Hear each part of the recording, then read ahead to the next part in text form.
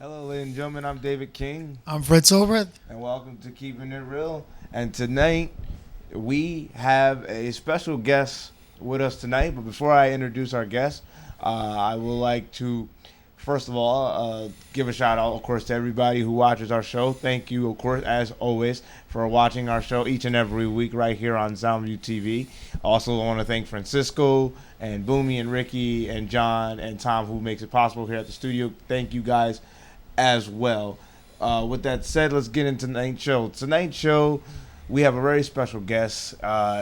This guy is a guy who basically shows that not only can you have bad things happen to you, but you can always overcome those odds, and you don't always have to have a disability, as we like to say each and every week, to overcome challenges and problems. So without further ado, I'd like to interview my guest, Kevin, at this time. Kevin, welcome to the show. Thanks, Dave. Well, first of all, thank you again for coming. With that said, well, first of all, tell us a little bit about yourself and what do you do? Right now, I own my own company, helping and advocating for individuals trying to find recovery from substance abuse and alcoholism. Just try to give them hope and just be a part of their process to kind of planting a seed that potentially can transform their lives and then their families' lives too, and everybody in their inner circle. I think is very, very important piece to recovery. I'm in recovery myself. Just celebrated 6 years. I grew up in suburbia, good family. Good family values, morals, all that stuff, and just found myself kind of following everybody. I turned into a big follower, throughout my childhood and my teenage years, and that led me to substance. And pretty much from the time I was 9, 10 years old to about 23, that was what I knew. That was my lifestyle. That was selling drugs, using them, manipulating people. That was what I did. I had a great resume for that. Unfortunately, that didn't help me with working and living, and eventually ended up catching a bunch of charges and had to do a little time in North Avenue jail, where things really started to change for me internally, and I started to see things a little bit differently. I mean, Freddie, before I go on and run my mouth, is there anything that you would like to add? I mean, like I said last week on Stephen Gordon's show, it was very awe-inspiring to hear your story and say the things that you said on the show. So, like before, I thank you for saying those things. Absolutely. Well, that was nice of you. I have a question. Though. You saying that you did all these drugs and you sold all these drugs. Was that a financial thing, or was it just because you just felt like doing it? Because some people will sell drugs and they don't. They're doing it for a financial thing, not just for use in a way. Right, and I never saw myself as like some kingpin down the road, selling a bunch of drugs and buying houses and stuff. Really, like I said, it just was a following thing. I have an older brother at that time. When I was young, that's kind of the stuff that he started to get exposed to and started to live that lifestyle. And I don't know, I guess it had to do with a lot of people back then had respect for him, and I kind of thought that's what it was all about. He had a lot of respect, and some people feared him.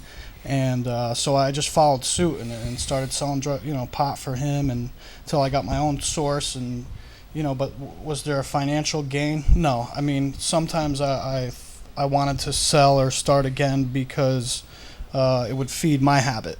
I could sell some drugs and have enough, make enough money where my habit was kind of free. And so as far as money, that wasn't my goal. I asked because like I tell everybody, one thing about our show called, of course, it's called Keeping It Real. Like, for me, I was into the whole drug thing for a little while, but it was more of a financial thing. The whole story of not having good parents and not, having family support led me to do that. But of course, as time went on, I realized that most of those friends, quote unquote, wasn't really my friends, and a lot of issues that helped me really turn around. Of course, also Steve and Gordon and them as well that helped me have the whole turnaround thing.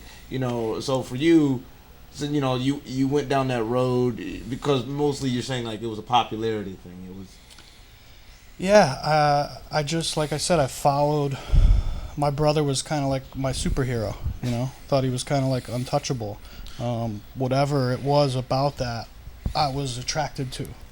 So you're saying it was status? Status, yeah. I mean, definitely. Like you were the yeah, popular guy in thing. school, or But, you were the go-to guy with any kind of drug they wanted. You went and got it. Well, I think he was saying more lines of Fred. For example, his brother had respect. So if I did it with my brother being noticed, that helps me get noticed. Right. It's kind of like the guy being with the guy. Right. Yeah. And the weird thing about that was I never really had a problem being a focal point or getting a lot of attention. I was a great athlete and still am. So that always helped with that. But I was attracted more to those kids that were causing some trouble. Me just living life without some sort of adrenaline rush or something back then wasn't attractive to me. So I was always doing things out of the box. I mean, from a young age, So what age was it when you decided like this is starting to get a little old, or maybe I should? When did you start thinking like maybe I should turn my life around? Yeah, definitely had those thoughts, and it was definitely when it was almost kind of too late in a sense, where the drugs had kind of overtaken my body so now I'm physically addicted. I would say 17, 18. And then now I have become addicted to the lifestyle. Now, some of the things we talked about last week on Steve's show was, genetically I was born with the addictive personality. I have that. It's in my blood. So these behaviors that I was going for, that was kind of the root of it, and had no clue. And like I said, I didn't realize it until 17, 18, when now I'm addicted to the lifestyle. I'm addicted physically to the drugs, and I couldn't see out of that box. I could not see outside of my using lifestyle. So there were times where, okay, I got to do the right thing.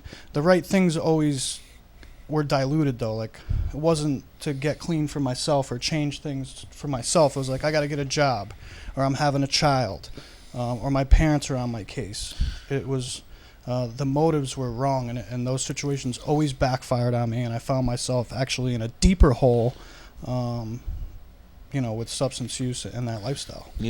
I'm glad you said that. We have a lot of young viewers out there. A lot of times when they think about doing stuff, you're right. You brought a good point. It's always for the wrong reason. It's always for him, for my friend, for my girlfriend, for my boyfriend. But it's never for me. And I think that's a good point, because if you're not willing to change for yourself, then you're really never going to change, because you're always going to be trying to prove to the next person and the next person and next person.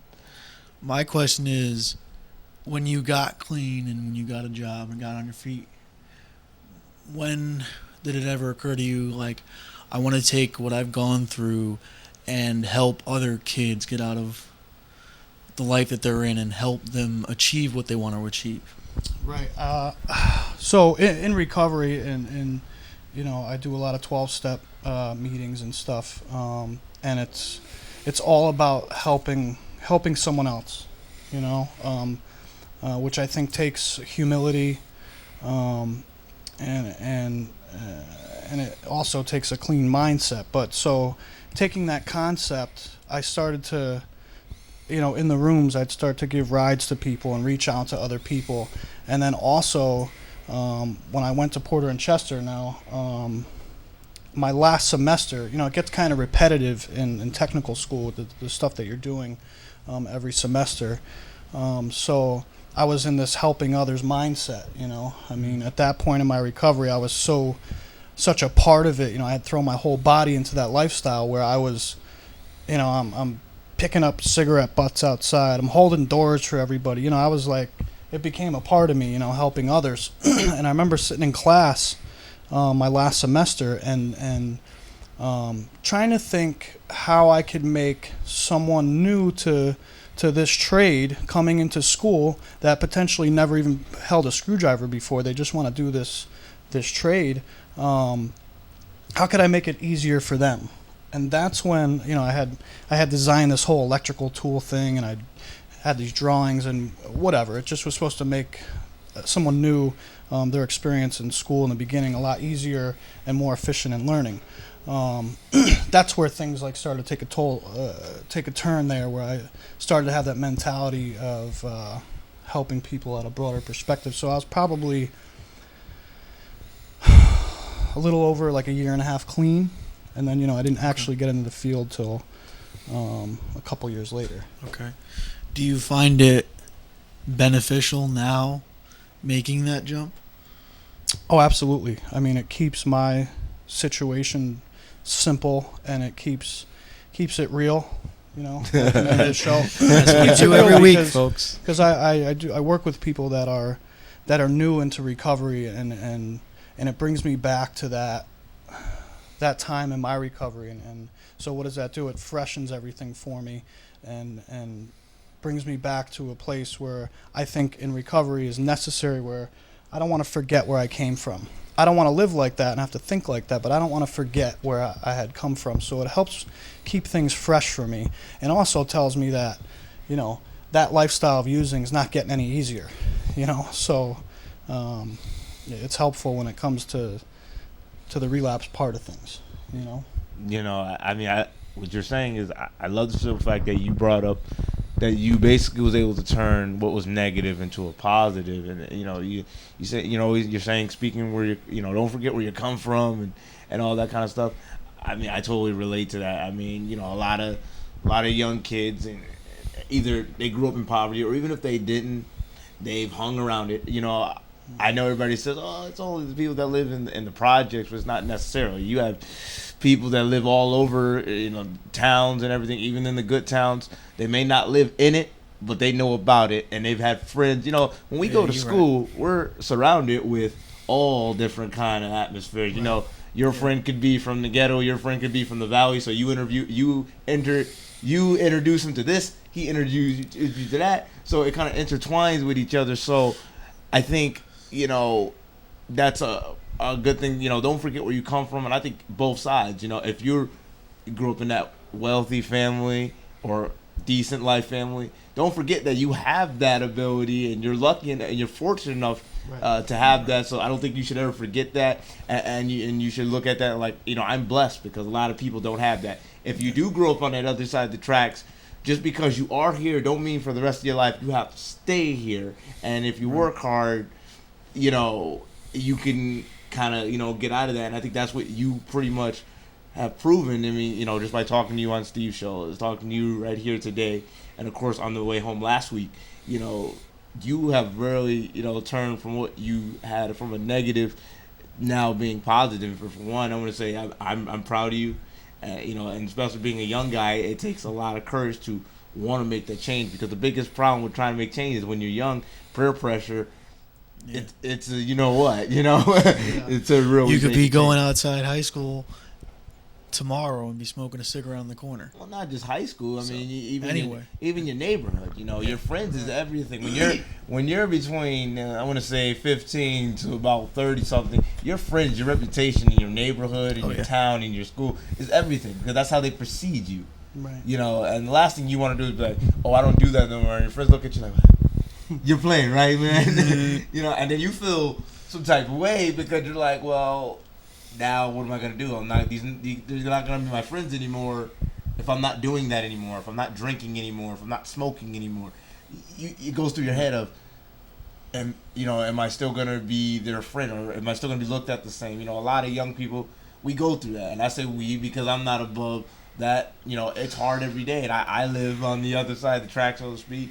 And yes, I stay positive, but sometimes it can be very hard to stay positive because you're surrounded by negative. But you have to find something to turn that negative into a positive. Like for me, it's doing this and being in front of you guys every week on TV, and of course me being into music and that kind of thing. For me, that's stuff that keeps me going positive, and of course my dog, Right. that kind of stuff that keeps me going. Which is positive. probably sleeping back at your house. Oh yeah, definitely. Outside the cage, sleeping in your I apartment. mean, for you, it's I guess it would be school. I mean, you correct me if I'm It'd be wrong. school and doing the show every week. It gives me something to do.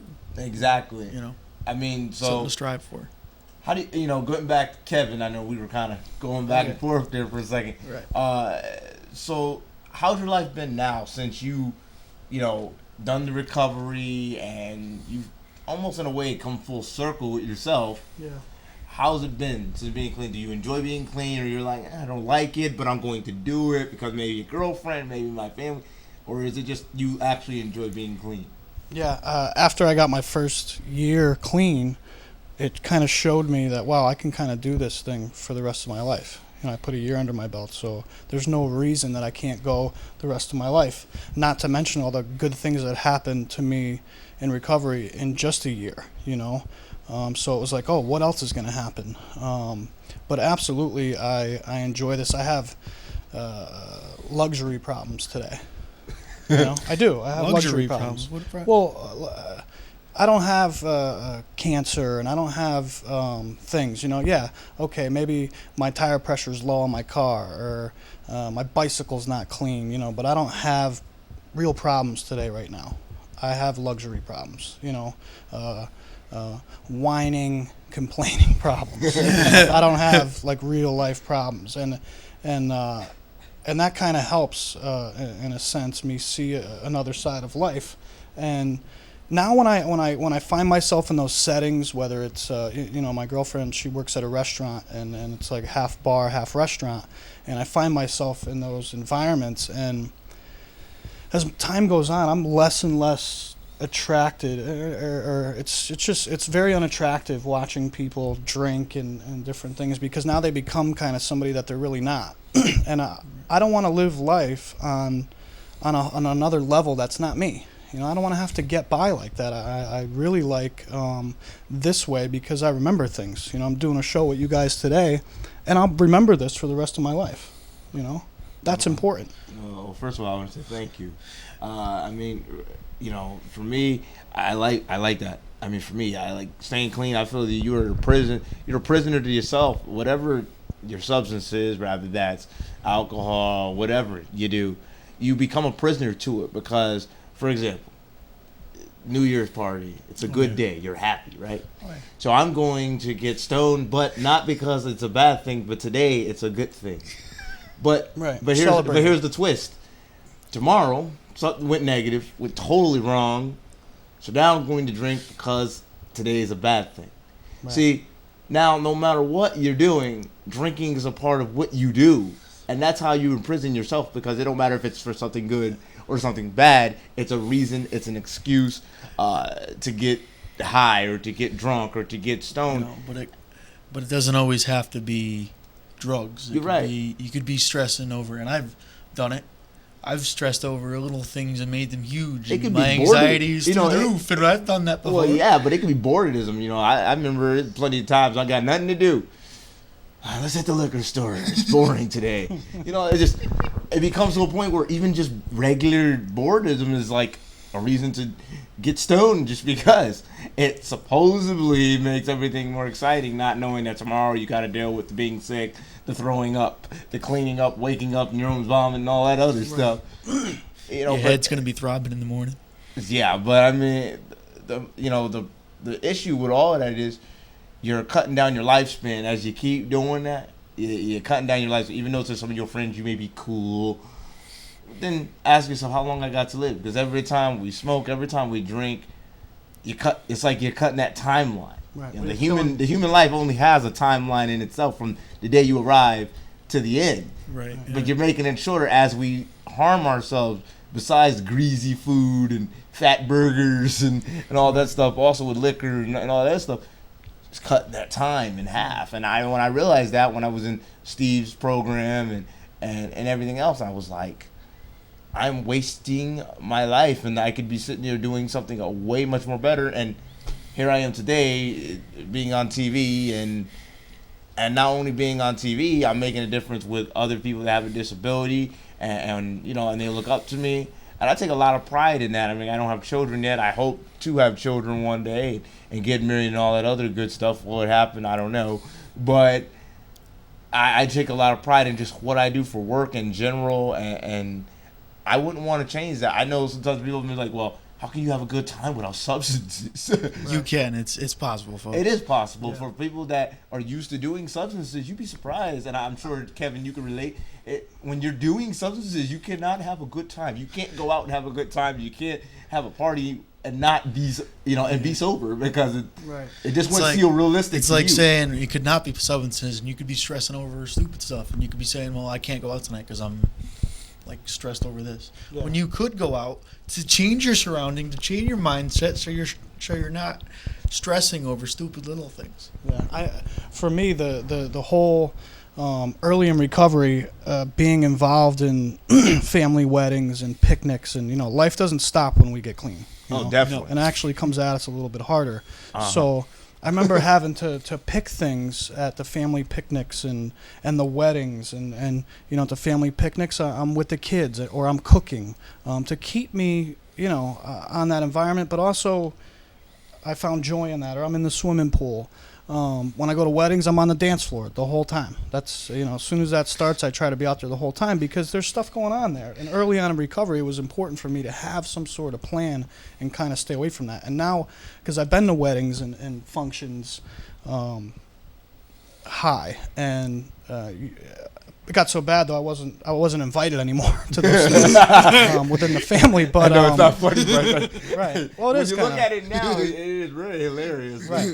It's like, oh, well, they're not coming because Kevin. We'd have to put our purses in the family. We got to put our purses in the vault, and because that's how it was, and that's kind of the stuff I was doing. But now I have memories. To me today, life is about memories. What do I have if I so many things I did. I remember all the negative things, all the times I was arrested and stuff like that using, but I don't remember any. My first son, when he was born, I want to sit here and tell you that I remember his first and second birthday. I don't. I don't.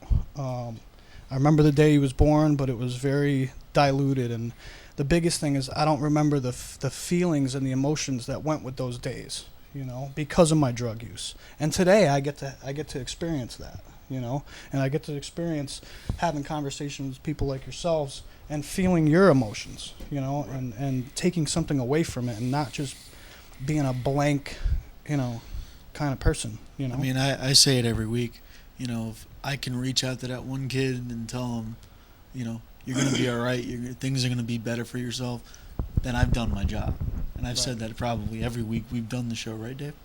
Oh, definitely. I mean, with Kevin and myself, we're realistic. We have a lot of stuff in common. I was the guy who, for me, my drinking and all that stuff led to depression. That led to me attempting suicide. And lost friends. I've lost a relationship who I really cared about her and so forth. It got worse. And I had a status at one point. I was doing all this other stuff and I was able to get, I was traveling and free hotel rooms and just drinking, and I was living the life, and I was living it up like a movie star or a rap star, and it just kept adding up and to a point where next thing I'm in the hospital from trying to throw myself over a balcony, and in the process, like you said, coming out, the easiest part, to be honest, folks, when I was in the hospital was the easiest part because I couldn't do nothing. Right. But when I came out, like you said, I had to realize that everything around me is not going to change. Everything's going to be the same. People may not want to talk to me because, oh, wait, there go Dave, the crazy guy. I'm Dave, the crazy guy. Like you said, they don't want to invite me because I'm the crazy guy or something like that. Oh, because, he's going to get drunk and then he's going to make a scene. Right. That kind of thing. So I definitely feel where you're coming from, and there's a lot of young viewers out there that have the same problem, and and sometimes it could be scared to get help. It could be scared to get help because you come to a point where this substances is what makes you even tick. Right. I can't even be normal, for example, without this in my system because I don't know how to be that person without that. Yeah, I couldn't go to school, without smoking some weed. I couldn't clean my Right. room. It got, without doing this. And it got so bad where I couldn't change a diaper unless I was high. I couldn't feed a bottle unless, and it got really serious for me. Today, the biggest thing is like in the morning when I wake up, I could hit the snooze button today. I don't have to get up, and now I have all these feelings in my stomach of who I'm gonna steal from, or how I'm gonna get my drug. I can wake up and breathe and lay there, or get up and hop on a bicycle, or make a cup of coffee. I mean, I don't know, it's just an easier lifestyle. For me, I mean, I agree. It really is an easier lifestyle. I'm not spending the rent money, the light bill money on booze, and that was the sad part. Some of the stuff you can get cheap, and you're like, well, I'm not hurting my account. I'm not hurting nothing. A couple of bucks is not going to hurt me. And then you say to yourself, I can stop this any time. Like, hey, look, if I can stop, yeah, we can stop tomorrow. But today we're not. But tomorrow, definitely. Tomorrow, definitely, we're done. Yeah, and we came up with that master plan while under the influence. Exactly. I mean, I thought about doing the same thing you were doing, but I never really attempted it, Dave. But you know that.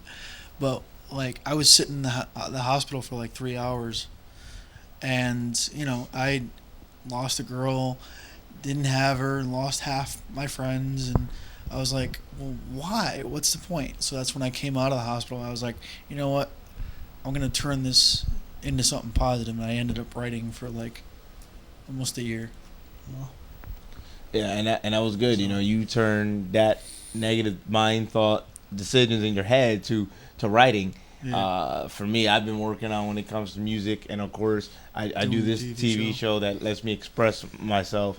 But with that said, you brought up a good point when it comes to the whole relationship. But that'll have to wait till next week when we talk about something that's very popular, going to prom. But we're closing up with this show. Is there anything, Fred, you would like to say real quick before we close First, up? I'd want to say anybody, whoever's in that dark spot, it can get better, and find that one thing that you're good at and apply it, because that's going to make you better and transform your entire thinking. Kev? Just watch how we react to people talking to us, and who being more aware of who we allow to influence our lives. Are they positive? Are they going to bring positivity to my life when we talk about friends and stuff? So just being more aware of who we allow to influence our lives today. And thank you guys. Well, you're welcome. No and problem. For me, I'm like, I just want to say, if you have an addiction, you should seek help. Talk to a counselor. Talk to a clean friend, and control your addiction before your addiction controls you and end up ruining you. But with that said, we're coming to the end of the show. So I'm David King. I'm Fred Cilbrith. Kevin Morse. I want to say thank you, Kevin, again for being on the show. Freddie, it's a pleasure as always working with you each and every week. Thank you, ladies and gentlemen, for watching the show. And thank you for watching. Have a good night.